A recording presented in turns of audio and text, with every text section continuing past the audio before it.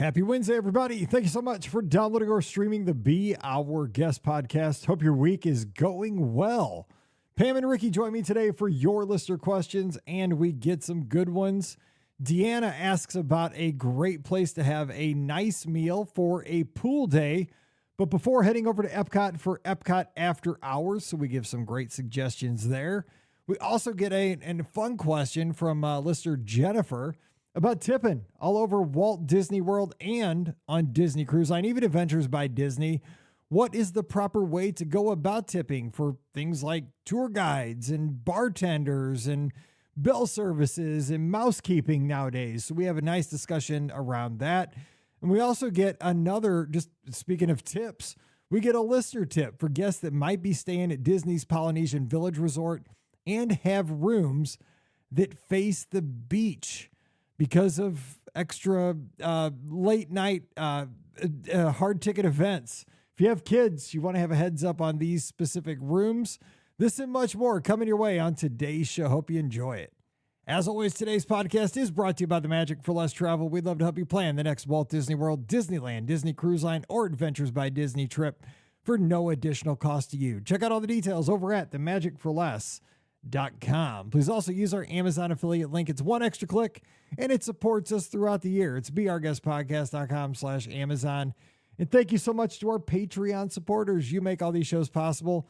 Just $5 a month supports us, keeps us going, and you get a bonus show called Mike in the Midwest. It's a win-win. So come on over, support us this week. Patreon.com/beourguestpodcast. Ready to take a trip to the world? You found the Be Our Guest Walt Disney World Trip Planning Podcast. This is where your memories come front and center on our podcast stage.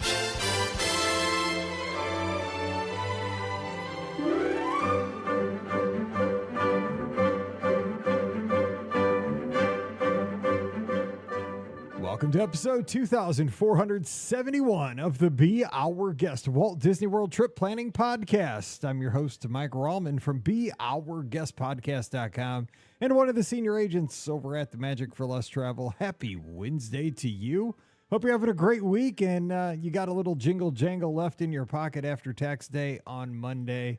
Maybe you got your refund. I mean, I don't know how you do it, but I'm one of those people that's always, I'm kind of always worried about, don't want to pay. I remember when I was, had my first job. I started working when I was 14 at the skating rink.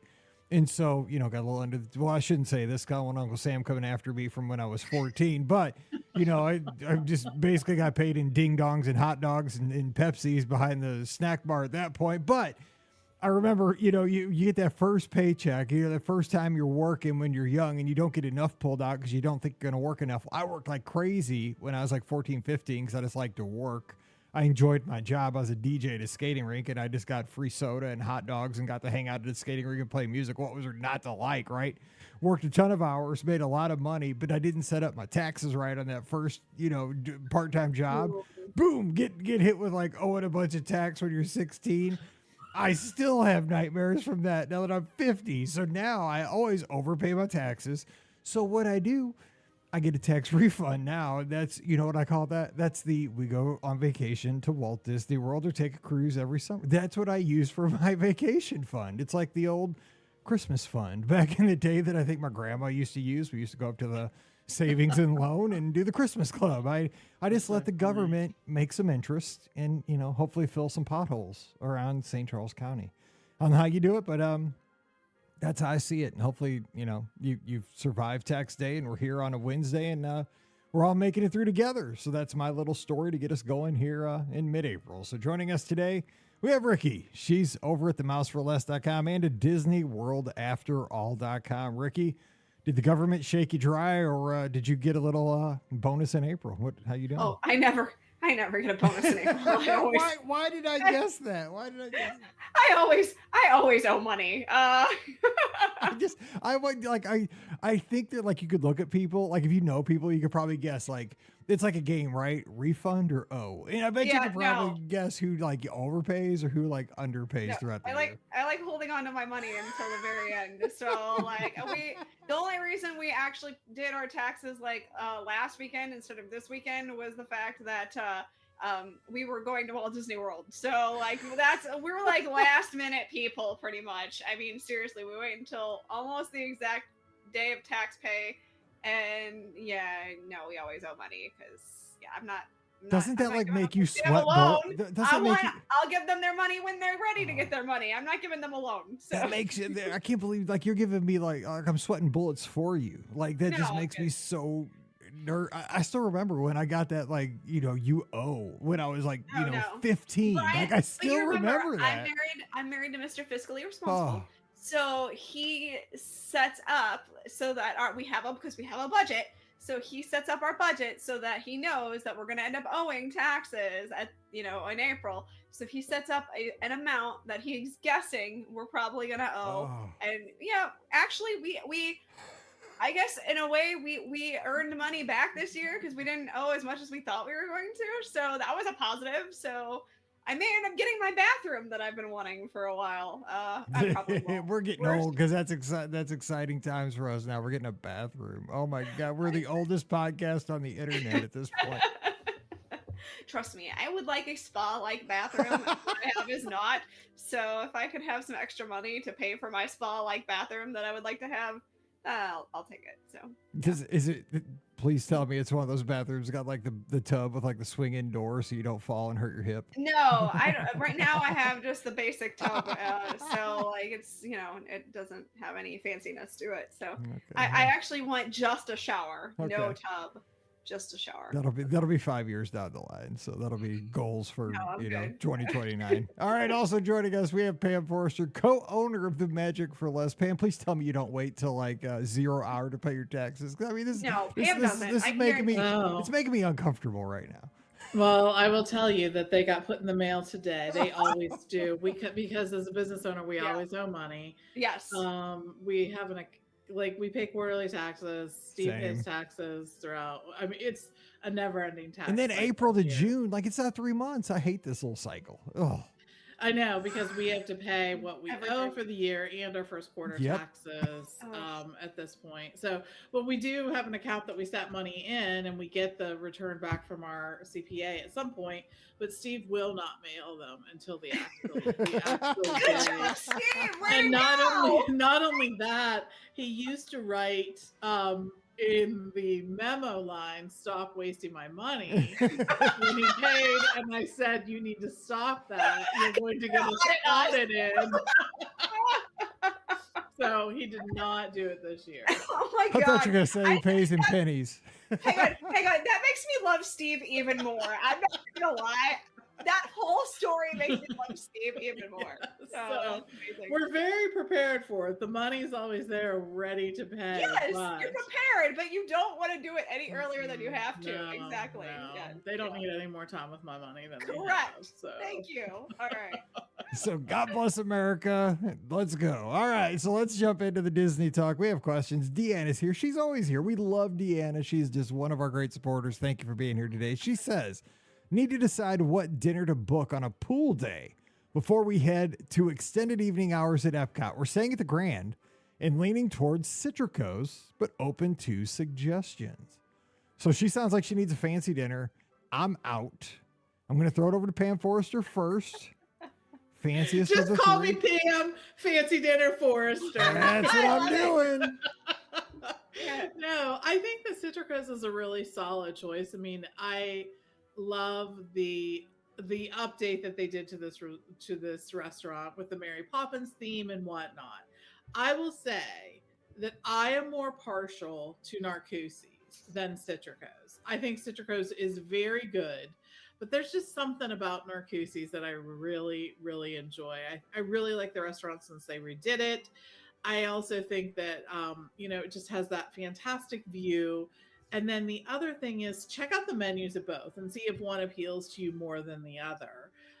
That should be your guide too. And because you're on the monorail resort, you also have all the restaurants available at the Contemporary and at the Polynesian too, if one of those sort of fit the bill. The other one I was going to suggest, just because of if they wanted to go like directly over, it's one of your favorites. Actually, it's usually at the top of your list, Flying Fish. right? Would that be a Yeah. possibility? Because it's Agreed. kind of And then you can adjacent? just walk into Epcot. Right. I think Flying Fish is fantastic too. That potato wrap snapper is so good. But Steve always says it's one of the best steaks on property, really and truly, is at Flying Fish. Their scallops are fantastic. Look at it's like I have the menu in my memory. It's like you just seated Deanna, and now you're giving them the chef specials. I know, right? Their drinks are great, so lots of good things to choose over there too. Yeah, absolutely. Ricky? I think you guys picked two of the best options. Either or three, I guess I should say, of Narcoossee's, Citricos, or Flying Fish. We just had Flying Fish for my brother's reception dinner. It was my first time having the red snapper that Pam has talked so much about, and it was delicious. So I that too sauce, right? Don't you want a little cup of the sauce? I do. I know. I wish there was maybe a little less of the oh my gosh, it's the onions, but they're the not leek called fondue. Leeks. Yes, I wish there was a little less so leeks. good. But I mean, I like the fondue part of it. Just a little less leek would have been nice. But yeah, it was so good. I very much enjoyed it. And I would probably, if you're going over to Epcot after anyway, I might say lean more toward the Flying Fish option. So I think that's going to be a really good choice. Score one for Mike, who's never been to Yeah, Flying Fish. Who knew Mike would come up with something that was actually... I listen. I've never been to Flying Fish, but yeah, I listen. I was going to say he listens because he's never been there in his life. I do want to go there. But, again, it's hard to get my wife and girls to go to a place called Flying Fish. They don't like seafood. They have a hard time just walking. They have a hard time just walking past Cape May because of the smell. I'm just saying. But that's different. Cape May literally has a buffet of flavors crab legs, of seafood. Crab legs and clams and mussels are sitting right there. Those are going to have a more potent smell than, I walked into Flying Fish and I don't think I remembered smelling fish ever. So. And it's so pretty. Yeah, it's gorgeous I need to go on the there. inside. All right, Sarah's got a question in the inbox. Hey, Mike, longtime listener, first-time question asker. I'm trying to decide between visiting Disney World this July with my soon-to-be 2-year-old while I'm in my second trimester, or wait until next July when my oldest will be soon-to-be 3-year-old while his brother will be 9 months old. Is either option worth it? My oldest is as loud and rambunctious as they come. No shame at all. We love his spirit. Oh, it's good. And I'm not sure if waiting another year would help him like the park more, or if going at either time is just going to be hard for him. Truthfully, he'd probably be happier playing with rocks and monster trucks for a week rather than instead of a theme park. My husband and I are longtime Disney goers, but this would be our first trip since our children. I wanted to post this question in the Be Our Guest podcast group. Couldn't find a way to do it. I'm very interested to hear what you guys would think and what your experiences have been. What do you think our kids' experiences would churn out? So she wants to know, what would you do? Would you go now, or would you wait until he's almost 3? Because she says she's in her second trimester now. Yeah. And it would be July also. Ooh. But so Pam went down. I'm trying to think. Mallory was born in January. We celebrated our anniversary at Walt Disney World, and that was in June. So she was pregnant. But that wouldn't, I guess that would have been in the Wouldn't she be like, if she's in her second trimester now, wouldn't she be like almost ready to pop in July, or would she have had the baby by then?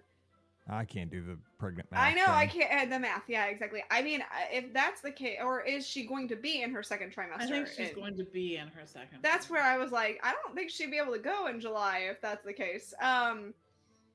As someone who has been the most recently pregnant, Mike definitely hasn't. So I would probably suggest waiting until next year. Just because the parks are going to make you so tired out. Being in your second trimester is not easy for sure.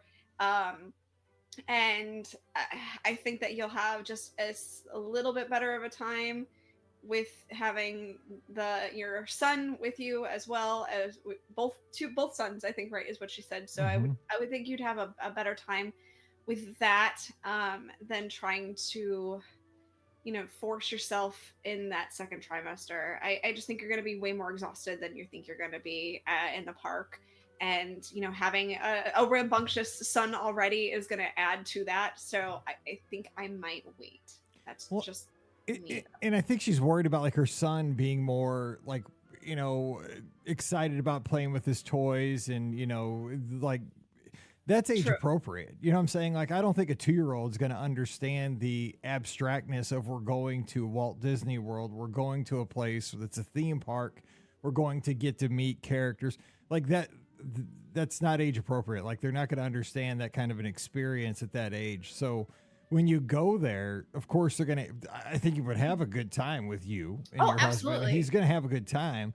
But yes, probably the thing he will enjoy the most is, and she mentioned maybe staying at Pop Century, is the pool, and probably playing on the playground at Pop Century. That's probably what he's going to want to do more than going to the Magic Kingdom and riding rides. But that's not your kid. That's every kid at that age. Pam, I mean, can you speak to that, do you think?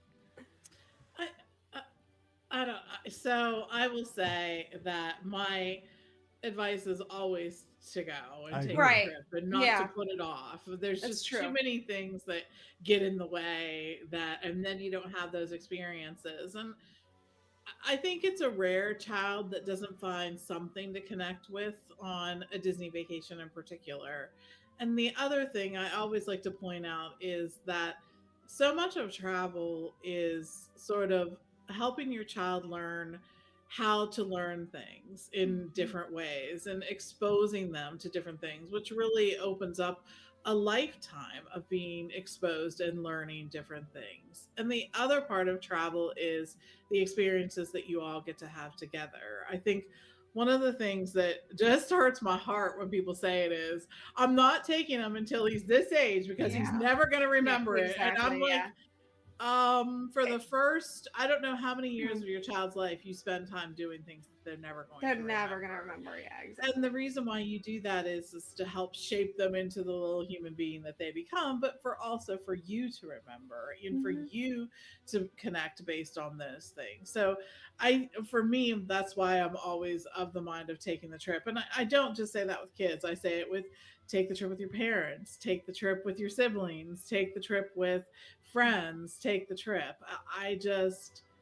There is so much to be gained from that. So that's why I say it. I completely understand that sometimes traveling, when you're pregnant is not always the easiest, but the second trimester is actually probably one of the better times to go. The first can be dicey. I wouldn't know that, but And the last can be challenging too for different reasons. And then after a period in time, your OBGYN probably won't want you to travel. So that's something to think about. The other thing is that sometimes when you have 2 kids, it is doubly challenging.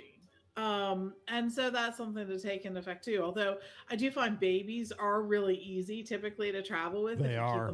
They are easier than toddlers. Oh, okay. They are for sure. But yeah, lots of things to think about. I don't think there's any right or wrong answer though. Go when you feel is going to work the best for you. That's good advice. Babies were easier. Once they start to have a mind of their own and they get mobile, yes. They start pulling junk off shelves. That's where we're getting with Lucy. It's starting to get fun over here. It's on. And it's not bad taking 2 kids. Just have them 11 years apart. It's a little bit easier. Yeah, well. Yeah, right. That helps. Anyway. All right. So this next question, hang with me on this one because this came from a guest who the first part of the email was Mike. I'm going on my cruise here next month, pay my gratuities because I need to get my gratuities paid for my cruise. So that's the first part of the email, but then it sparked a question for the podcast. So Jennifer writes me, and she's sailing concierge. I'm so jealous on an Alaska cruise here next month. Oh, nice. Jennifer, bring a podcaster. Come on, bring a poor podcaster with you. Anyway, she says, this is a potential podcast question / topic, and it got me thinking about it was the cruise gratuities above in our last trip. She says, I was blessed to stay club level at Grand Floridian, and we did Keys to the Kingdom, Sangria University, in Spanish tiles. I called in and gave a mini live trip report. We got into the Spanish tiles was that experience over at Coronado Springs up in the Dahlia Lounge. She says we got into a discussion about who all we should tip and how much. What do you and the BOGP crew think about tipping and what is appropriate in these situations? I think most people know about tipping for dining, but what about this? Okay, so she gives kind of a list. So let me go through the list and we'll kind of just have just a discussion in general. She says additional tours, Keys to the Kingdom, Wild Africa Trek, Caring for Giants, Living with the Land. So I guess that'd be not Living with the Land, but what's that called? The Behind the Scenes. Behind the Scenes, yes, thank you, etc. I think it's known that if you do a VIP tour, you're expected to tip, but what about these other ones? Activities offered at resorts, Spanish mosaic tiles, the painting classes, etc. Sangria University and beverage tastings, both at the resorts and on cruises. Club level stays. Do you tip the bartender pouring the wines and the cast members who clear your dishes, etc.? Additional cruise gratuities, serving team hosts and concierge lounge, mousekeeping, front desk concierge, bell services, delivering bags to your room and holding bags for you. Transportation. Again, I think most people tip to and from the airport, Uber, Lyft, etc. Adventures by Disney tours. Again, I think this one is a bit more known, and I believe it may even be suggested on the website, but I can't remember. Any other situations I missed? Thanks. Sorry, that's a lot of scenarios, so it might be more of a simple question and more of a whole topic. I think tipping is one of those things people aren't sure about and are scared to mess up, and I think it could be something that's too personal to talk about too, but I thought I'd throw it out there. As always, thanks so much for all your help, and thanks to the BOGP crew for always keeping my dog and me entertained on our walks. Jennifer Fritz.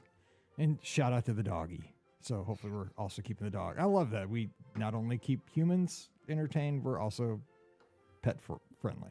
Right. I think it is kind of personal for tipping, but I think it is also something that is, if you're not educated, and I'm one of those people too, like I want to make sure I always do the right thing, but there's a lot of situations that I'm not in frequently enough that I understand what is the protocol, what is like, do I tip this person? What is expected?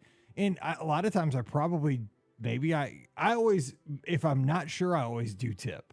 Like, I'm one of those people that if I'm not sure, I tip, and I probably tip too much because, I don't know, I just feel like it's better to, it's just better to be nice than not. Like if I'm not sure, I'll just give 20, 25, 30% tip, and maybe you're not even supposed to tip that person. For example, like with bell services, I don't even know if this is the rule, but like I tip the person that I give them. Say like you get there early. This is probably everybody's gonna be like, Mike, you're an idiot. Okay, you guys drop your bags when you get there early and your room's not ready. Do you tip them when you drop your bags and when you pick up your bags both?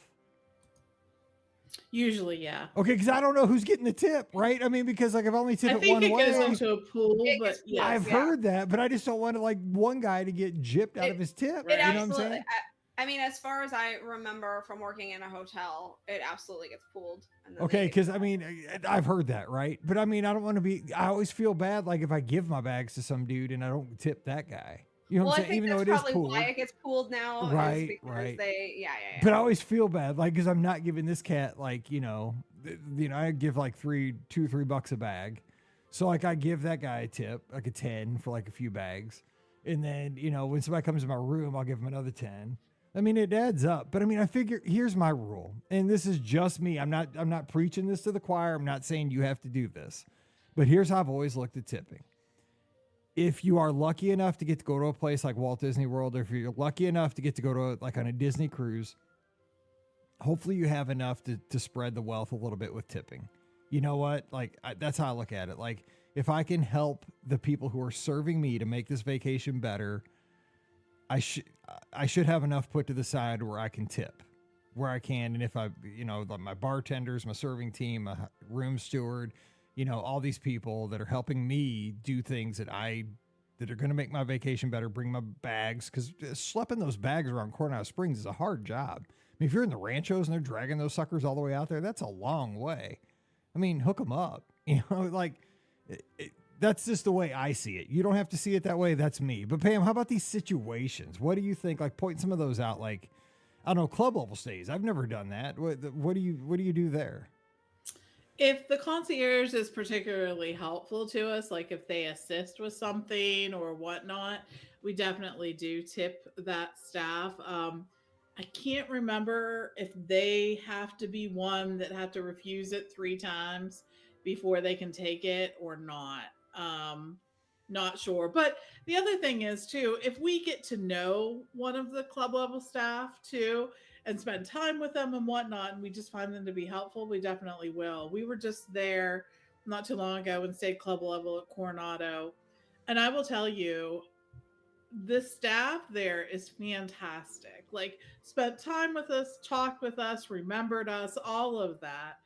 And I think there's just, there's a lot of room for that. Like you, I feel very fortunate to be traveling there, and I do want to make sure that I'm tipping the folks who are helping us.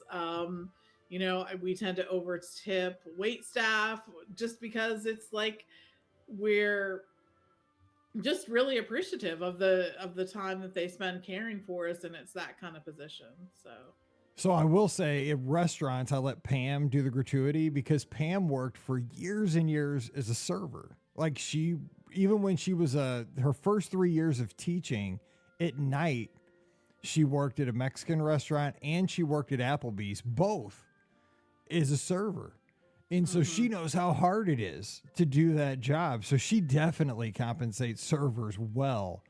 But I always I just hand her the credit card because she always, I'm like, you know this and you got this. So at restaurants, she's always in charge of gratuity. And I just tell her, give whatever you think's right. And she starts, I think, at 25%. Because, she's like, Mike, it's a harder job than you even know. Like, because I'm like, I don't know, I never did it. Because I always say I'd like to do that for a night. Like at LS Teca. I'm like, she's like, you don't want to do that. She's like, you couldn't do that. She's like, you complain about when you're working on the couch. She's like, I'd pay money to see you work at LS Tech on a Friday night. She's like, you think it's just running the chips and salsa? She's like, I would pay so much money to see you on a Friday night at LS Tech. You would be done. I'm like, I could do it. I could swing some fajitas. She's like, it's so hard. Anyway, Ricky, what do you do philosophically with tipping in all these positions? Like, what do you guys, like, what's your rule? What do you think? Yeah, actually, it was a kind of interesting. I had a conversation with my brother-in-law, Kevin, this weekend. He's actually a bartender at Margaritaville at Universal. And, we were having a conversation about, people were asking him about different drinks and things like that, and he was assisting them and trying to help them. And it was a larger party, and like they didn't even like leave him a tip at all. I get it, right? Because okay, in travel, right? Pam knows this. Like, there's a lot of times where we'll book a trip, we'll spend hours and hours, and the guest has to cancel. And when that happens, we get $0. Right. We've spent hours. It happens, and that's just part of the job. Right. But that's just wrong when people do that. Not for us. We understand things happen for us, but in a service industry like that, where people are there and like people shouldn't do that, like at a bar. You know what I'm saying? Like, you're right there. Yeah. Yeah. So like, it's kind of one of those things where like, everybody should know. I would think that everybody knows, like, at least $1 or, whatever. Not even $1. That's even worse. Oh, but at least it's something, instead of nothing. You know what I'm saying? You know what I'm saying? Like, I would rather have that than nothing. So, that's kind of like my theory on that. I used to work at Starbucks. I know there's a lot of people who say, oh, why are you tipping Starbucks or, drink, makers? It's a lot more, there's a lot more process to a barista than you think there is. So yes, we did get paid an actual wage, not the server kind of wage, but I will tell you, making frappuccinos is the bane of my existence. They are not easy to do. So if you're ordering like 20 frappuccinos, please consider tipping your baristas. Just stuff like that. You got to think about the work that's going in, extra work maybe that's going into making whatever you're doing. I'm not sure about the tours at Walt Disney World. I don't know if they can accept tips, or if it's like the Pam things that what she said you have to try 3 times. I'm not 100% sure about those. But other than that, like, just make sure you take care of people. They're there to help you.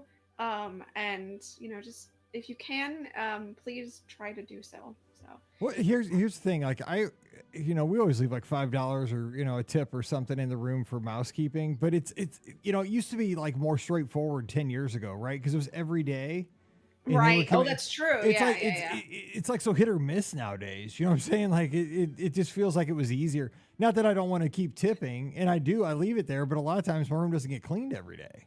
Right? Yeah, that's always actually. It's a little bit more it used to be like more of a kind of a fun thing back in the day. Like I used to remember, like you'd have envelopes, and it was like more of a fun activity. Now it's just kind of housekeeping. So Mousekeeping is actually one of the ones that I go back and forth with Brian on, because he's in the hotel industry. So I always, we have this discussion a lot of times on, do you tip a housekeeper or do you not? So that one we go back and forth on. So it depends on what happens with our room and things like that. Sometimes we do with that tip at that point, and sometimes we don't. It just kind of depends on that. But he's in the industry, so like it's also one of those things where we go back and forth about it all the time. So we don't ever have a like set rule though on housekeeping for us. So But it's so weird because like you don't have well, maybe you do. I don't. That's my question. Like you probably don't have like a consistent housekeeper throughout your stay. I would assume most of the time I don't think you do. Sometimes I don't think so either. So I think like if you're gonna tip, you should do it daily, every day. Each day. Yeah. So is there anything else in that list though that we didn't? I mean, like on the cruises, obviously, like for tastings, you do like just because they give you a bill at the end, so you just tip immediately for stuff like that. Your room steward. The good news about cruise line is you hook that up. That's automatic. Like you're not going to miss, but you can do additional. I don't know if people know this. I mean, if you have, and the thing is, I mean, I've not ever had like a room steward with Disney Cruise Line, and I mean, I'm platinum. I've sailed a few times. Like they're like ninjas. They're like stealth. They are. I mean, you'll meet them because they'll come and meet you like on arrival day, on embarkation day, and ask you if you have any requests or they want to get to know you. But then after that, a lot of times you might see them in the evening. Like when you're coming back to your room between maybe dinner and you're going out for the night to have fun. But I mean, like you never see them like making your room into like the night mode. I always call it night mode, right? Where like they pull your bed down, pull the bunk down. I mean, they're like ninjas, but the room is perfect all the time. And so, I mean, if you want to give them a little extra, hook them up, Yeah, absolutely. What about cruise line? Anything around there? They give you the envelope, so you, if you've prepaid gratuities, you'll have a little slip that you can put in the envelope, but you can also put extra cash in there. I know that sometimes people bring things from home to give, to sometimes the staff there. So that's something to think about. All your drinks, you're going to have a line where you can sign, and your tastings too. There will be a gratuity line for that as well. That's dangerous because you're drunk. That's true. They know it. Yeah, for sure, especially after your tasting. You should probably let somebody else do that. Yeah, exactly. And there's a line item like when you're doing spa services and other things like that too. Did we hit on most of the items? ABD, you absolutely will tip your guides. There is information that comes with your packet that talks about that. I think we touched on most of the things. But like Ricky said, do you know the rule for the tours, like caring for giants? Like I don't know that they can accept tips. I'm not sure that they can either. Yeah. What about like PhotoPass photographers? Can you hook them? No. For Kim Taylor. No, I don't. I don't know that they're allowed to accept tips. I don't think so. Yeah. I'm sorry. We tried. The best. Let me just say this though. The best thing to do for those cast members who cannot be tipped is to make sure you do a cast compliment. Absolutely. So you can do it in the app or in My Disney Experience if you would like. But if you really want to go above and beyond, which is what I suggest doing, is go to guest relations and make sure that you, tell them about what happened, who the cast member was, and everything like that, because that will go in their file, and that means so much more to them than anything else. Trust me, like it is huge when they get those cast compliments. And on cruise line, at the end of the cruise survey, call them by name and explain why they made your cruise better, because that's how they move up through the ranks. And that's, Yes. I mean, that's the ultimate goal for their next contract on cruise line is just say them by name and explain why they made your cruise better. That's, you know, because you're talking about short-term gain, long-term gain, that's long-term gain. So that's, you know, tip them, but also do that. Say, you know, It's true. Xander, my server, was amazing, and this is how I made my cruise better. Don't forget that.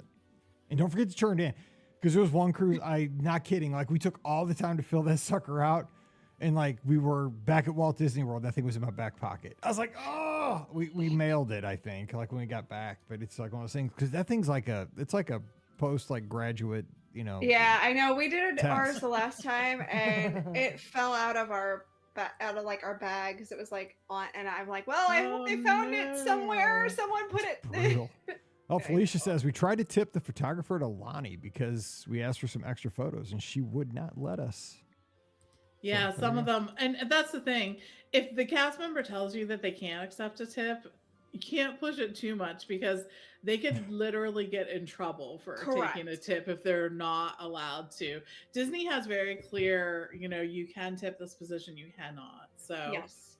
That's the thing. All right, we have a listener tip. I love when our listeners have tips. So here is Magic Kingdom fireworks at the Polynesian from William.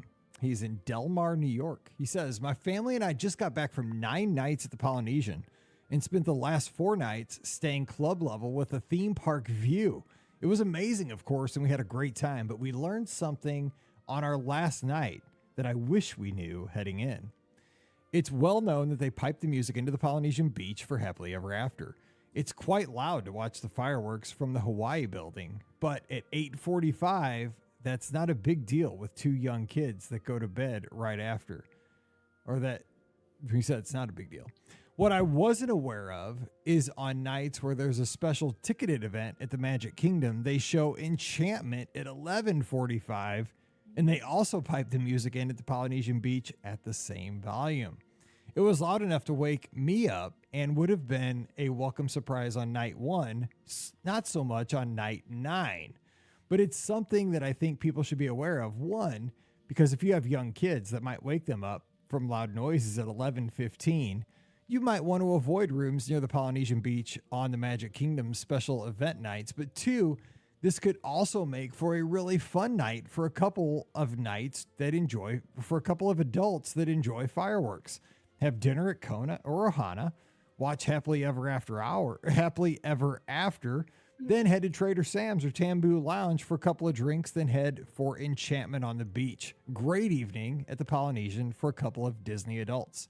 Anyway, just wanted to make you guys and the listeners aware of this, because it's something that could be a hiccup for young families, but could also be a great opportunity for adult travelers. Thanks for everything, Bill, Del Mar, New York. So that's great because it has positives and negatives. You know, if you're adults and you want to see it, you know, a ticketed event there, make a night at the Polynesian, 11:15, blast in some fireworks music. Hey, Disney adults, rock on. 4-year-olds in your room? What's true. up? You know? It is true. And I will also give one of my tips that we've always done. Tips for traveling with kids and just yourself. When Hannah was little, we traveled with the sound machine. Of course, it's so much easier now to use one of the sound apps on your phone, but that takes away being able to hear all of the different noises that are, you know, something that you aren't used to hearing. In a hotel, there's always going to be noise that you're not familiar with, and being able to get a good night's sleep, I think, especially when you're traveling, is important. So if you sort of normalize the sound machine or a sound app or whatnot, that actually takes a lot of that away. So try that out, see if it works for you. Built right into your iPhone's iOS, that sound. Exactly. Oh, I love it. And the water sound has like birds chirping. I use it all the time. It is wonderful. It's under the not notifications, but the upper right hand corner. If you just pull it down, if there's an ear, just click on the ear and it plays. You don't have to download an app. It's part of the iOS. It really helps. It does. I mean, it just really does, and it always made sleeping easier. I mean, especially, I think a hotel situation is so weird because it's like your whole family's there in that one room, right? Yeah. Many times, and it's like that's not how you sleep at home. And there's different noises. There's different. Honest to God, that's the truth. Because I have to have it dark, and of course Mallory's got to have like her laptop because she's got to watch Netflix. I'm like, dude, it's lights out at 11 o'clock. She's like, yeah, I'll go to bed till 1. I'm like, dude, it's lights out. It's lights out. Stop. Quit. I get up at 4 o'clock. You're just nodding off. I gotta run. Knock it off. It's Right. You learn way too much about your family on vacation. I'm telling you. It's It does. crazy. Yeah, it's true. You think it's fun. It's kind of fun. All right. Right. Last question of the day. It's from, looks like Carly Lee. Listener question, birthday trip. Hey, BRG crew, I'm lucky enough to be spending my birthday in Walt Disney World this June. I've never been for a birthday before. Wanted to see if you guys had any suggestions on what activities, dining reservations, or other add-ons I can do to make my trip extra special. It's just me and my fiance going, and we're staying at the Polynesian. This is the Polynesian show.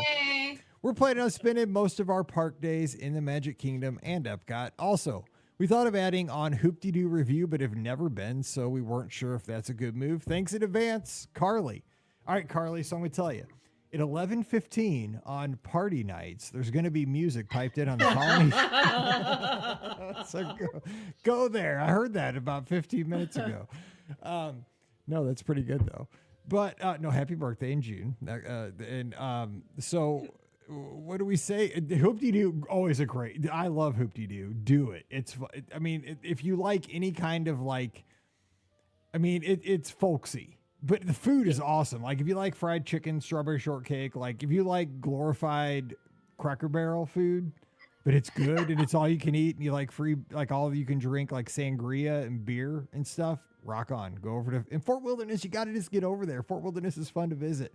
I say definitely do that. It's worth it. Okay, one suggestion, Ricky, add on dining reservation, something like that before we wrap. Well, I have two because I'm going to cheat. One is Trader Sam's. I think that would be a lot of fun. That's so correct. make sure, since you're staying at the Poly, I think make sure you do that. And the second thing is, we talked about earlier about doing a tour or something like that.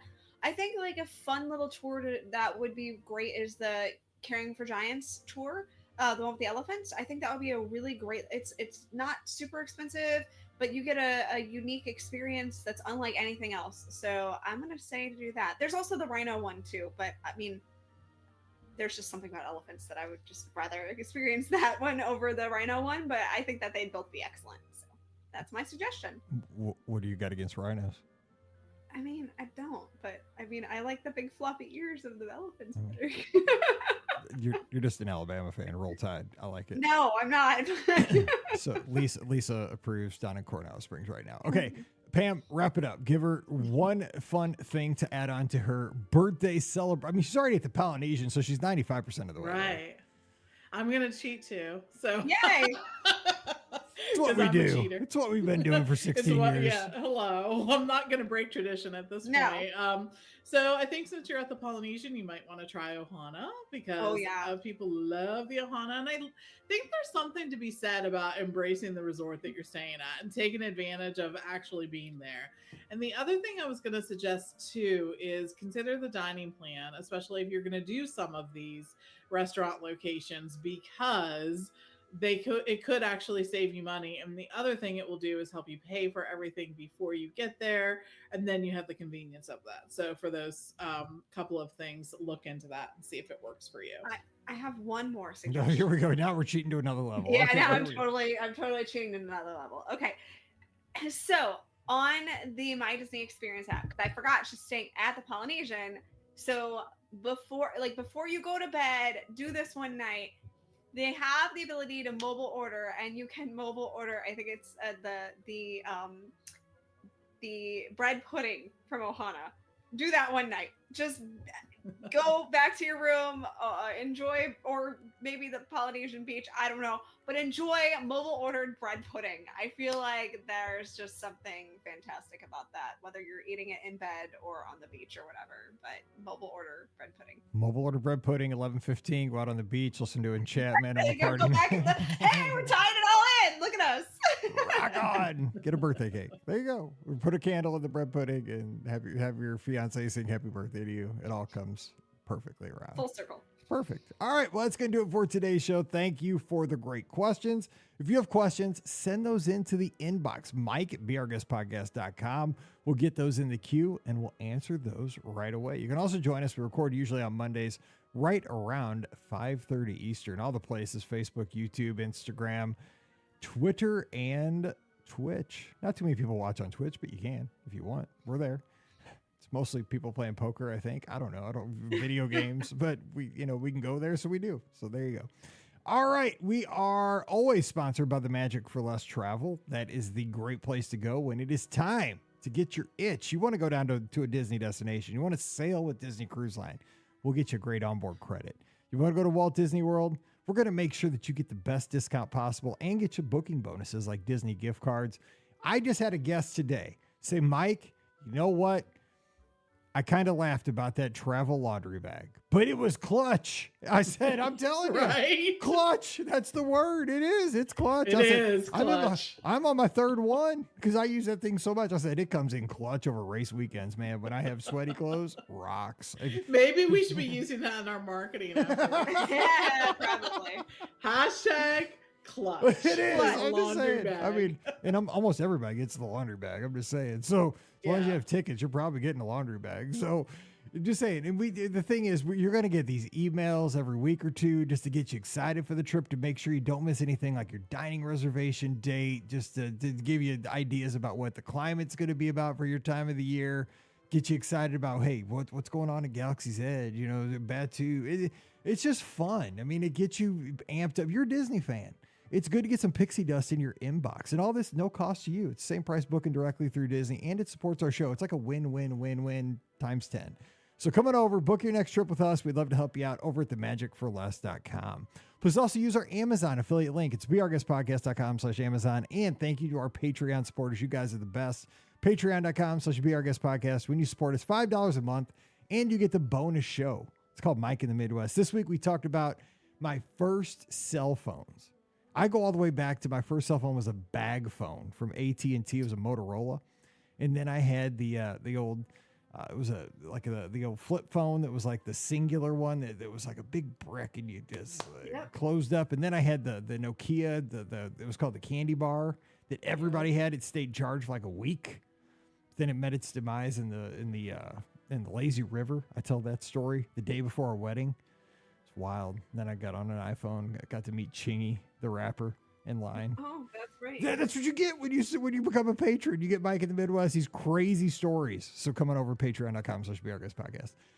Don't forget, you can hang out with us on the Discord, which is our Be Our Guest Podcast Clubhouse. I posted pictures of all these phones over there for everybody.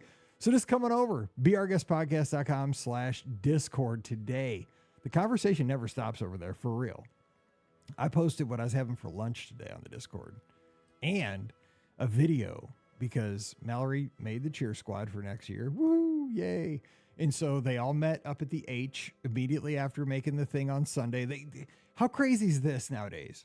I mean, you want to talk about stress? They announced the teams. They did this last year too, live on Instagram on a Sunday afternoon, who made the team. So you got to tune in live on Instagram to see if you made the cheer squad. Dude, as a dad, I'm sweating bullets, on Sunday. She made it. They all rushed to the football field to have their first team meal on the 50 on the football field. Pam's the vice president of the booster club, so she's in charge of the cookie cake.